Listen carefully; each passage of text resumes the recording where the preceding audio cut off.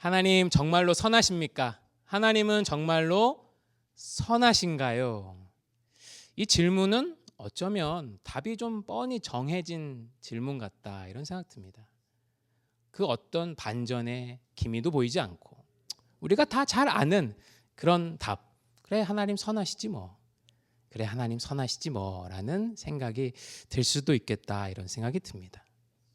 그런데 그날 옥에 갇혀 있었던 세례 요한에게는 이 질문이 너무나 진지하고 중요하고 또 한편으로는 이 대답을 듣는 것이 혼란스럽기까지 한 그런 상태에 있었습니다.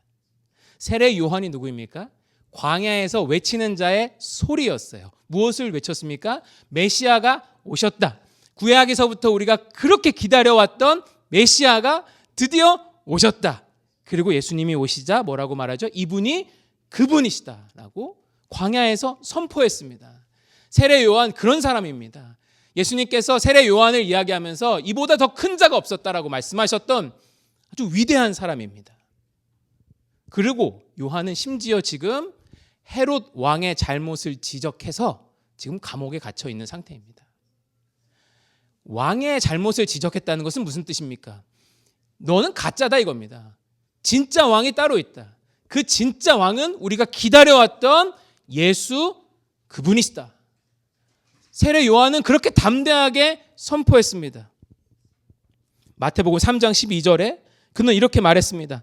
손에 키를 들고 자기의 타작마장을 정하게 하사 알곡은 모아서 곡간에 들이고 쭉정이는 꺼지지 않는 불에 태우시리라. 그가 오시면 알곡과 가라지를 나누신다. 구별하신다. 세례 요한은 광야에서 선포했습니다. 그런데 세례 요한이 지금 감옥에 있는데 이 일이 어떻게 돌아가고 있습니까? 자기가 기대했던 것은 무엇입니까? 세례 요한이 기대했던 것은 무엇입니까? 이 땅에 악이 제거되고 고통이 제거되고 우리가 기다려왔던 메시아의 다스림이 시작되기를 바라고 있었는데 그런 소문은 들려오지 않고 오직 죄인과 세리들만이 하나님께 돌아가고 있다라는 이야기를 듣습니다. 자기가 기대했던 그 소문이 아니니까 세례 요한은 고민이 되기 시작합니다. 그래서 마태복음 11장을 보면 세례 요한이요 제자들을 보내서 예수님께 묻습니다. 진짜 왕이 오셔서 자기를 옥에서 꺼내주실 거다라고 기대하고 있었던 이 세례 요한은 제자를 보내어 예수님에게 이렇게 묻습니다. 마태복음 11장 3절입니다. 예수께 여짜오되 오실 그 이가 당신이오니까 우리가 다른 일을 기다리오리까. 쉽게 말하면 무엇입니까? Are you the one? 당신이 그분 맞습니까? 우리가 기다려왔던 그분 당신이 맞습니까? 우리가 다른 분을 기다려야 합니까? 요한이 이걸 왜 묻고 있죠? 자신은 여전히 감옥에 갇혀 있습니다. 진짜 왕을 선포했는데 진짜 왕은 자신을 감옥에서 꺼내주지도 않고 이 땅의 악과 고통이 사라져야 한다라고 믿고 있었는데 알곡과 가라지가 구별되어야 한다고 믿고 있었는데 그렇게 되지 않고 있습니다. 그래서 요한은 묻는 것입니다. Are you the one? 당신 그분이 맞습니까?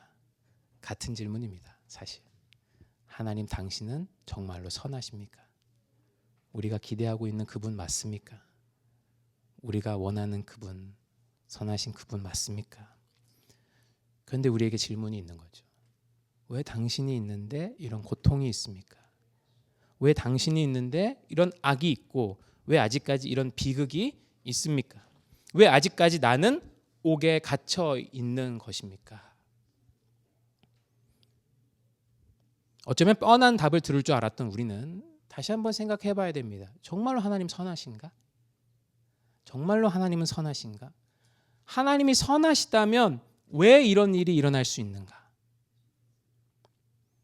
이 질문은요, 사실 역사가 굉장히 오래된 기독교 역사 내내 있었던 질문입니다. 성경에 많은 우리 믿음의 선배들이 비슷한 질문을 던졌습니다. 포로 생활을 했던 이스라엘 백성들도 같은 질문을 던졌습니다. 주여 어느 때까지입니까? 예수님도 같은 질문 던지셨습니다. 나의 하나님 어찌하여 나를 버리셨나이까? 이런 질문들은요, 하나님을 믿을 수 없어서 외치는 질문들이 아닙니다. 믿고 싶어서 외치는 겁니다. 하나님 선하시다면서요. 하나님 전지전능하시다면서요. 근데 왜 이런 일이 있을 수 있죠? 하나님, 우린 당신을 알고 싶습니다. 믿고 싶습니다. 우리에게 힌트를 좀 주십시오. 당신이 어떻게 우리를 사랑하고 계시고 여전히 우리를 위하여 일하고 계시는지 우리가 알고 싶습니다. 보여주십시오. 믿고 싶습니다라는 외침입니다. 신학에서는 이런 질문, 하나님 정말로 당신은 선하십니까? 라는 이 질문을 신정론이라고 합니다. Theodicy. 신은 정말로 선하신가? 하나님은 정말로 정의로우신가? 그 질문은 굉장히 역사적으로 오래된 신학적인 질문입니다. 두 가지 명제가 있는 겁니다. 하나는 하나님 선하시고 전지전능하시다라는 겁니다. 다른 하나는 그런데 왜 이 땅에 무고한 고통이 있느냐 이겁니다. 이 두 가지 명제가 같이 성립이 안 되니까 사람들은 늘 혼란스러웠습니다. 자, 지금부터 제가 말씀드릴 거는 이 신정론에 대한 부족한 대답들입니다. 이 중 이제 하나를 무너뜨려서 이걸 말이 되게 하는 거죠. 첫 번째는 이겁니다. 하나님은 악과 고통을 제거할 능력이 없다라는 겁니다. 능력이 없으시니까 악이 있고 고통이 있는 거야. 이렇게 생각하고 넘어가는 겁니다.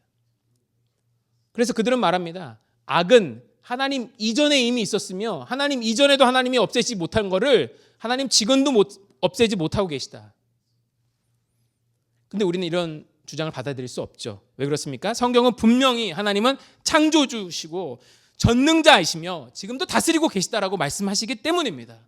그래서 이 첫 번째 명제를 무너뜨려서 하나님은 악을 제거하시지 못해 능력이 없으셔라는 이 주장은 우리가 받아들일 수 없습니다. 자, 두 번째 부족한 방법. 아까 무고한 고통이 왜 이 땅에 있냐 이거 우리가 물었죠. 무고한 고통은 없다라는 겁니다. innocent. 그러니까 무고한 고통은 없다라는 겁니다. 인간은 어쨌든 범죄를 하였고 나의 모든 고통은 다 내 죄로부터 비롯되었다라는 겁니다. 이것이 바로 욥의 세 친구가 욥에게 했던 말입니다. 너가 무고하다고? 너가 결백하다고? 깨끗하다고? 아니다. 이 고통은 너가 잘못해서 찾아온 거야. 너가 주의하지 않아서 찾아온 거야. 너가 기도를 덜 해서 찾아온 거야. 근데 이 생각도 심각한 오류를 가지고 있습니다. 왜 그렇죠? 이 세상에는 나보다 훨씬 더 큰 잘못을 한 사람이 있고 나보다 훨씬 더 큰 실수를 한 사람들이 있는데 그 사람들은 멀쩡히 잘 살아가고 있습니다.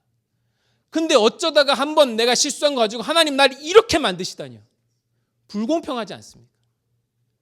결국엔 무고한 고통이 없다라고 주장하는 이 주장도 우리는 받아들일 수 없습니다. 자, 세 번째. 이 세 번째는 역시 부족한 대답인데 두 명제, 스테이트먼트를 둘 다 건들지 않습니다. 그러나 여전히 부족한 대답입니다. 그것은 바로 이 고통도 다 하나님의 뜻이다라고 말하는 겁니다.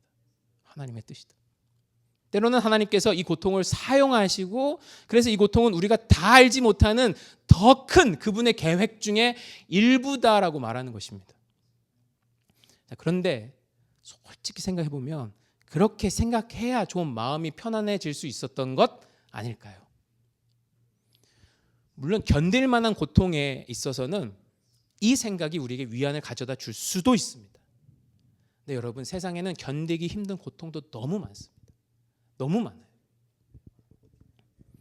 제 아주 친한 친구 중에 어렸을 때부터 신앙생활을 함께 했던 제 친구가 있습니다. 아주 어렸을 때부터 신앙생활 같이 했고요. 교회생활 정말 열심히 했습니다. 근데 그 친구가 아직 고등학교 1학년이었을 때 그 친구의 아버지가 스스로 목숨을 끊으셨습니다.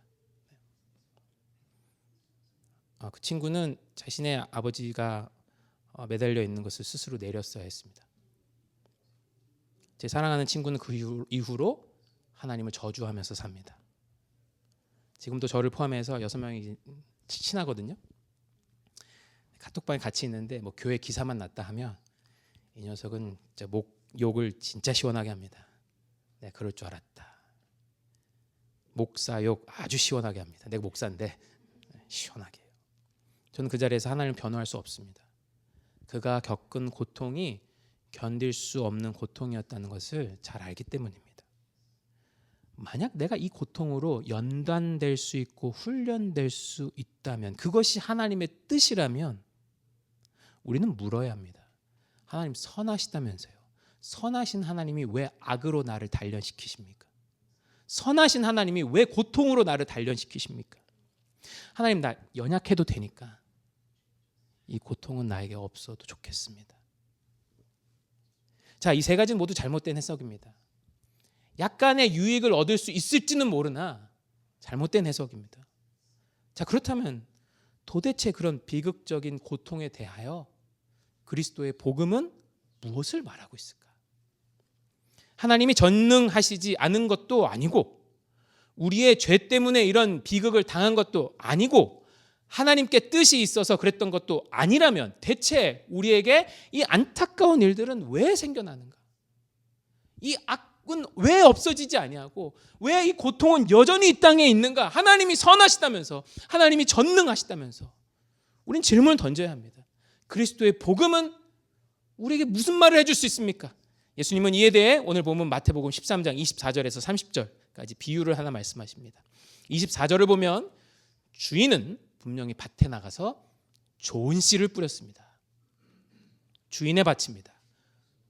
주인이 좋은 씨를 뿌렸어요. 아마도 밀씨앗 같습니다. 그런데 싹이 나고 그 곡식이 익어갈 때 보니까 그 안에 가라지가 섞여 있습니다. 여기서 가라지는 잡초인데 아마도 이 가라지는 독보리, bearded darnel, 잘 모르는 영어이지만 어쨌든 이게 bearded darnel이라는 그런 이름을 갖고 있는 그런 식물입니다. 독보리, 독이 있는 보리다 이거죠. 이 식물은요, 어렸을 때는 누가 봐도 밀이랑 똑같이 생겼다고 합니다. 전문가도 구별하기가 어려운 거죠. 근데 시간이 지나면 이 곡식이 익어가면서 밀과는 달리 조금 거뭇거뭇해진답니다. 그리고 더 심각한 건 이걸 먹었을 때 인체에 치명적인 그런 어떤 또 그 피해가 있을 수 있는 거죠. 밀이 영어로 wheat잖아요. WHEAT. 이 독보리를요, 별명이 있는데 영어의 앞 글자 하나만 바꿔서 C로 바꿔서 cheat라고 부르기도 한답니다. 이름값 하는 그런 식물이에요. 자, 그런데 이 독보리는요, 독성이 있기도 했지만 무엇보다 자라는 과정에서 좋은 밀의 성장을 방해했습니다. 여러분, 잡초 잘 아시죠? 진짜 겁나게 빨리 자라잖아요. 얘가 엄청 빨리 자라면서 주변에 있는 진짜 건강한 윗들을 다 자라지 못하게 하는 것입니다. 그 좋은 씨들의 성장을 방해하는 거죠. 그래서 일하는 종들이요, 이 밭을 보고 충격을 받았습니다. 주인님, 좋은 씨를 뿌리셨다고 하시지 않았습니까? 어째서 이 땅에 가라지가 생겼습니까? 이 말은요, 이 종들의 거의 항의에 가까운 질문입니다. 주님, 좋은 씨만 뿌리셨잖아요. 우리 몰래 혹시 가라지 씨앗도 뿌리셨습니까? 그래서 지금 이렇게 생긴 겁니까? 이 가라지들은 어디에서 왔습니까? 혹시 주님이 이 가라지들의 원인이십니까? 이 가라지들의 근원이십니까? 라고 묻고 있는 겁니다. 이 질문은요, 아주 좋은 질문입니다. 종들의 질문에 분노와 항의가 들어있는 것 같지만 이 질문에 결코 신앙이 없는 거 아닙니다. 하나님 선하시다면서요. 하나님 전지전능하시다면서요. 근데 왜 이 세상에 가라지가 생겨났습니까? 라는 질문입니다. 믿고 싶은 겁니다. 나도 그렇게 믿고 싶은데 왜 이런 비극적인 일이 있습니까? 이런 정직한 마음이 담긴 종들의 질문입니다. 그러자 주인은 28절에서 바로 이렇게 대답합니다. 원수가 하였구나. 25절을 보면 밤에 사람들이 다 잘 때 원수가 와서 이 밭에 가라지를 뿌리고 갔습니다. 당시에는 이런 일들이 즐비했대요. 그래서 사람들 사이에 막 원수고 친하지 않고 그러면 가가지고 막 가라지를 막 일부러 뿌리고 밤에 그런 일들이 있었답니다. 주인이 말합니다. 원수가 하였구나. 종들은 몰랐지만 원수가 와서, 주인의 원수가 와서 밤에 가라지를 뿌리고 왔습니다. 여기서 원수는 나중에 36절부터 이 비유에 대한 예수님의 해석이 나오는데 그곳을 보면 이 원수는 아기요 사단 마귀입니다. 다시 말하면 원수가 하였구나라는 이 주인의 말은 무슨 뜻입니까? 이 고통의 근원이 하나님이 아니시라는 겁니다. 이 사실은 너무나 큰 위안이 됩니다. 하나님은 이 고통을 의도하시지도 않으셨고 이 고통의 원인도 아니시라는 거죠. 성경이 증거하는 바 하나님에게는 어두움이 조금도 없으십니다. 주인의 이 말을 들은 종들은 주인에게 이렇게 묻습니다. 가라지를 모아다 뽑아버릴까요? 하지만 주인은 우리가 기대하지 않았던 대답을 합니다. 가만 놔둬라. 이는 악과 고통을 그냥 받아들이라는 말이 아닙니다. 오히려 모든 악과 고통을 뿌리 뽑을 수 있다라는 종들의 그 교만함과 판단력에 대한 경계입니다. 악을 뽑는다면, 가라지를 뽑는다면 알곡도 성하지 않을 것입니다. 주인은 그것을 걱정하고 있습니다. 알곡이 다칠까 봐. 주인에게 알곡은 그냥 가라지를 뽑다가 몇 개 희생돼도 되는 그런 대상이 아닙니다. 알곡이 다칠까 봐 주인은 그래서 가만 놔두라고 하는 겁니다.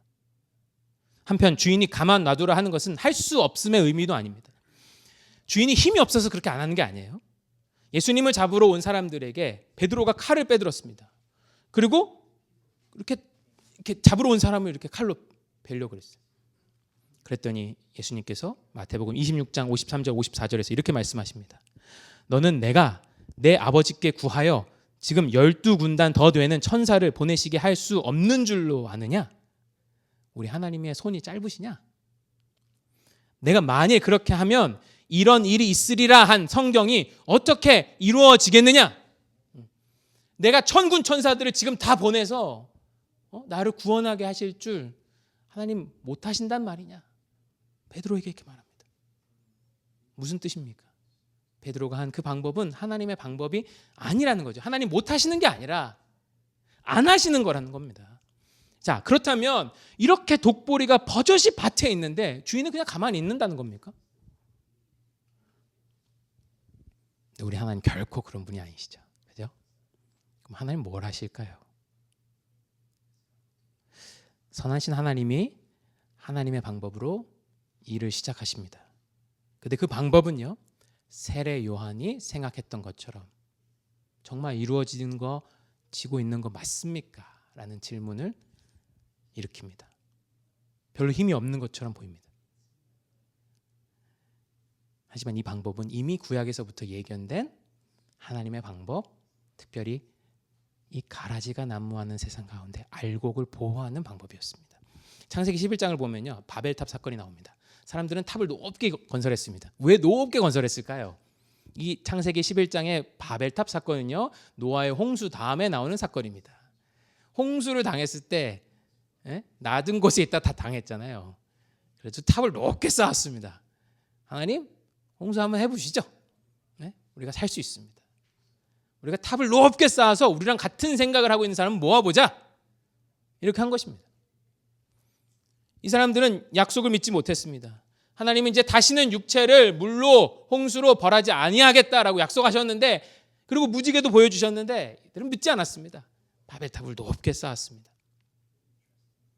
그런데 이것을 보고 하나님 어떻게 하셨습니까? 천군 천사가 내려와서 그 바벨탑을 다 흩으셨습니까? 그 지은 사람들 다 이렇게 쳐 죽이셨습니까? 그러지 않으셨죠. 그냥 언어를 흩으십니다. 그리고 지나가요.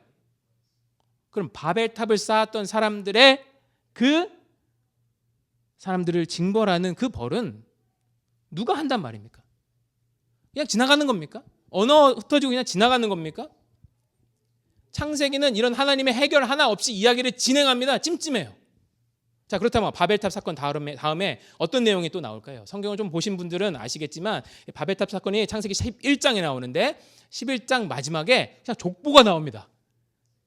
그리고 12장부터 아브라함이 시작돼요. 11장 족보는 마지막에 아브라함이 나옵니다. 아브라함의 족보를 바벨탑 사건 뒤에 기록해 놓고 있어요. 바벨탑에 대한 징벌은 없어요. 그 다음에 아브라함의 족보가 나올 뿐입니다. 지나가는 건가? 그냥 지나가는 건가 싶은데 우리가 빠뜨린 게 있죠. 하나님은 바벨탑을 무너뜨릴 이 땅의 악과 고통을 제거할 방법을 시작하신 것입니다. 누굴 통해서요? 아브라함을 통해서. 창세기 12장을 보면 하나님께서 아브라함에게 명령을 하십니다. 이런 명령하세요.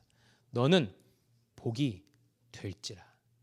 이 가라지가 난무하는 세상 가운데 내가 너를 통해서 복이 있게 하겠다. 복이 있게 하겠다 약속하십니다. 그리고 이 약속이 누구를 통해서 완전히 이루어지죠? 예수 그리스도. 이 아브라함의 자손으로 오시는 예수 그리스도를 통해서 하나님이 준비하셨던 그 일, 이 땅에서 악과 고통을 완전히 제거하시는 그 일을 그리스도로부터 완성하신단 말입니다. 그래서 그리스도의 십자가는 악과 싸우신 방법이었습니다. 여러 의미가 있지만 십자가에 그 중에 하나가 바로 악과 싸우신 방법입니다. 악이 만들어낸 이 땅의 고통과 싸우신 방법이었어요. 그는 천군 천사를 불러 악을 제거하지 않으셨습니다. 오히려 그 악을 다 지고 그 고통을 다 지고 십자가 위에서 죽으셨습니다. 악은 좋아했습니다. 승리했다. 우리가 메시아를 죽였다. 그런데 아니었죠. 그리스도께서 어떻게 되셨습니까? 부활하셨죠.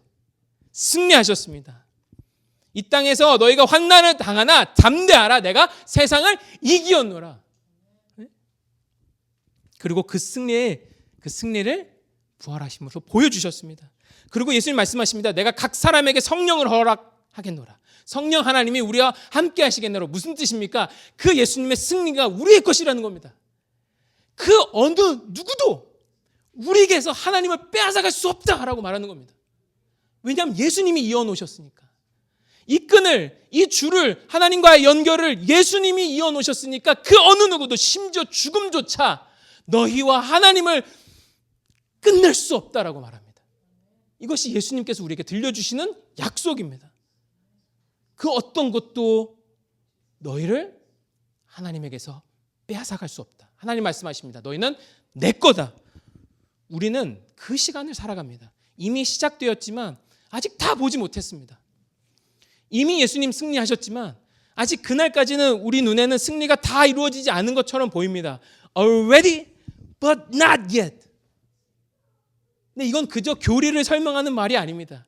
이건 무슨 말입니까? 그 사이를 살아가는 우리에게 하시는 하나님의 약속입니다.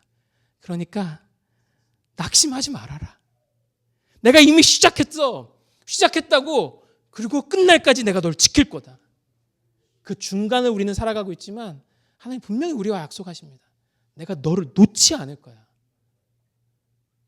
내가 끝까지 너를 보호할 거다. 어쩌면 예수님은 오늘을 살아가는 모든 세례 요한들에게 이렇게 말씀하고 계시는 것 같습니다. 힘들지? 이 땅에 뿌려진 가라지 씨앗들로 인해 너희가 얼마나 힘드냐?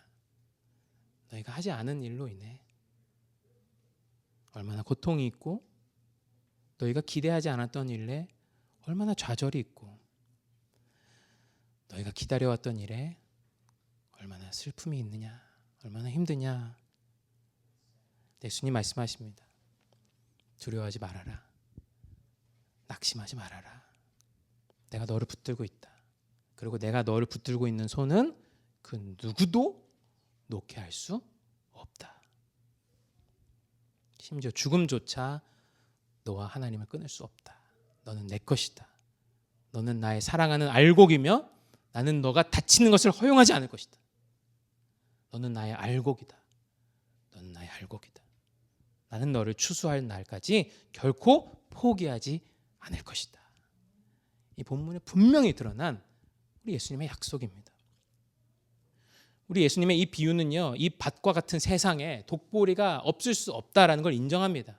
하지만 이 비유는 이 땅에서 세례 요한의 시간을 살아가고 있는, 하나님 당신이 맞습니까? 예수님 당신이 맞습니까?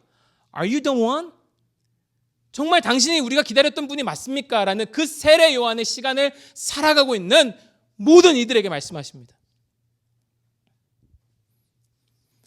나는 너를 끝까지 포기하지 않겠다. 추수할 때까지 내가 너를 지키겠다. 너는 내 알곡이다. 가라지 뽑겠다고 너 다칠까 봐 내가 가라지 함부로 뽑지 않고 너를 끝까지 지키겠다. 그러나 난 이미 시작했다. 이 일을 이미 시작했다라고 말씀하시는 게 바로 우리 예수님의 약속입니다. 그 약속 때문에 우리는 고통이 가득한 날에도 소망을 가질 수 있는 거죠. 우리는 악이 이 땅에 뿌려놓은 가라지 때문에 고통을 받지만 주님이 붙들고 계시다는 그 사실 때문에 살아갈 소망을 얻습니다. 그 어떤 것도 나와 하나님 사이를 끊을 수 없다는 그 약속 때문에 오늘을 살아갈 힘을 얻죠. 우리의 귀에 속삭이는 자들은 그렇게 말할 수 있습니다. 네가 잘못해서 그런 거야.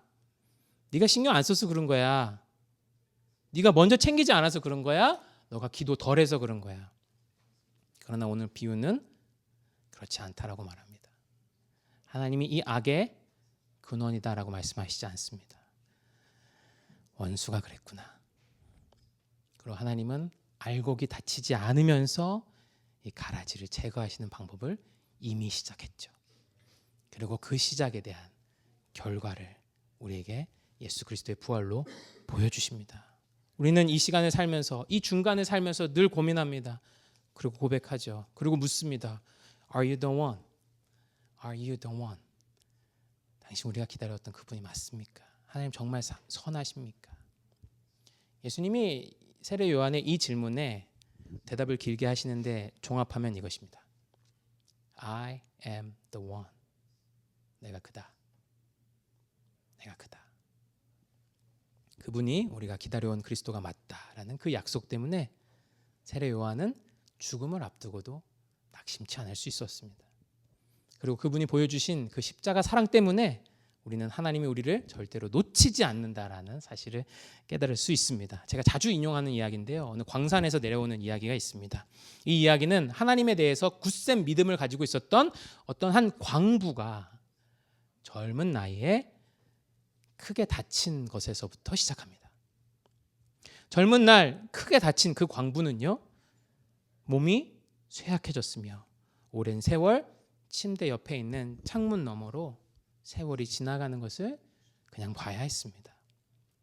그는 자기가 일했던 회사가 자기에게 어떠한 보상도 제대로 해줌 없이 번창하는 것을 봐야 했습니다. 그 창문 너머로 나와 같이 일하던 사람들이 결혼을 하고 아이를 낳고 손자 손녀를 낳는 장면까지도 그냥 봐야 했습니다.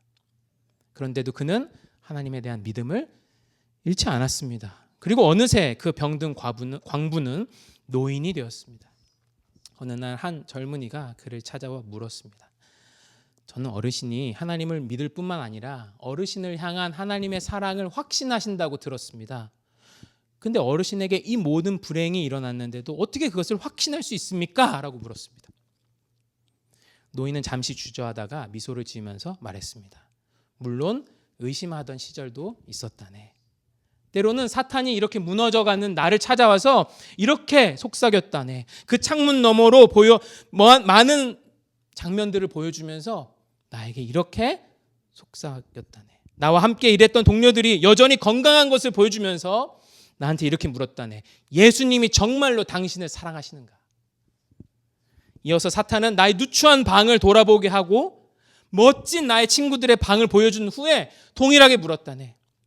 예수님이 당신을 사랑하시는가? 끝으로 사탄은 내 친구가 손자, 손녀를 거느리고 있는 모습을 보여주었다네. 그 친구는 내가 가지지 못한 것을 다 가지고 있었지. 사탄은 내 눈에서 눈물이 흐를 때까지 기다렸다가 내 귀에 이렇게 속삭였다네. 예수님이 당신을 정말로 사랑하시는가? 젊은이는 이 노인의 허심탄회한 고백을 듣고서 깜짝 놀라서 물었습니다. 아니 어르신, 사탄이 그렇게 물어볼 때 어르신은 뭐라고 대답하셨습니까? 그러자 노인이 대답했습니다. 난 대답하지 않았어. 그리고 사탄의 손을 잡고서 갈보리라는 머나먼 언덕으로 갔다네. 거기에 손에 못 박히고 머리에 가시 면류관을 쓰고 창으로 옆구리를 찔리신 그분을 보여주었지. 그리고 사탄에게 되물었다네. 보라, 예수님께서 나를 사랑하시지 않는가? 이 노인도 살면서 수도 없이 묻지 않았겠습니까? Are you the one? 당신 정말 그분이 맞습니까? 너무 어려워서요. 풀리지 않는 것만 같아서요. 왜 이런 고통이 나에게 있냐면서 물었을 것입니다. 근데 그때마다 예수님이 찾아오셔서요. 말씀해 주셨습니다. Yes, I am. I'm the one. Yes, I am. 지난 6월에 VBS를 하는데 아이들에게 이런 찬양을 가르쳤어요. 그런데 저는 이 찬양 고백할 때마다 저에게도 눈물이 막 핑 돌았습니다. 가사를 보시면요, 이거 완전 어른 감성인데 이런 생각이 들 정도였습니다. 애들이 이런 고백의 무게를 알까? 근데 들으면 들을수록 이것이 나뿐만 아니라 우리 아이들의 고백이면 좋겠다라는 생각이 들었습니다. 또 우리의 고백이면 좋겠다는 생각이 들었어요. 길지 않으니까 한번 같이 들어볼까요? 제가 보통은 노래를 부르는데 이건 아이의 목소리를 들어야 해서 같이 한번 들어볼게요.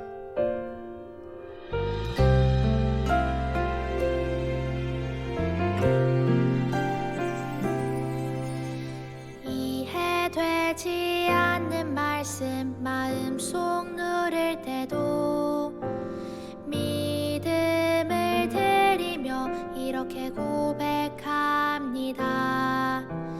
이해되지 않는 말씀 마음속 누를 때도 믿음을 드리며 이렇게 고백합니다.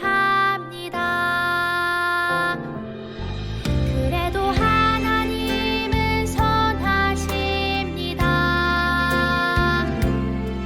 그래도 주님 뜻은 완전합니다. 그래도 하나님은 선하십니다. 그래도 주님 뜻은 완전합니다.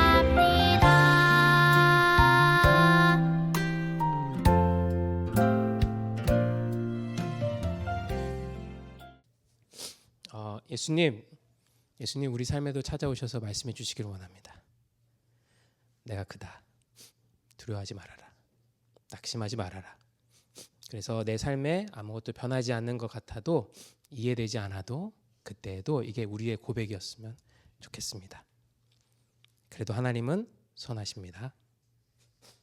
그래도 주님의 뜻은 완전합니다. 여러분, 근데 이 고백이요, 개인이 하기엔 너무 힘든 고백이에요. 우리는 공동체로 부름을 받았습니다. 공동체는 우리 같이 기도하는 거예요. 그래서 누군가가 Are you the one을 외치고 있을 때 Yes, he is 같이 말해줄 수 있는 게 바로 공동체입니다. 우리가 그런 공동체 되기를 원해요. 그래도 하나님은 선하십니다. 그래도 주님 뜻은 완전합니다. 이것이 우리의 고백이 되지 못하여 힘들고 넘어지고 쓰러질 때 찾아가 일으키며 함께 기도하는 그런 공동체가 되기를 원합니다. 함께 기도하겠습니다.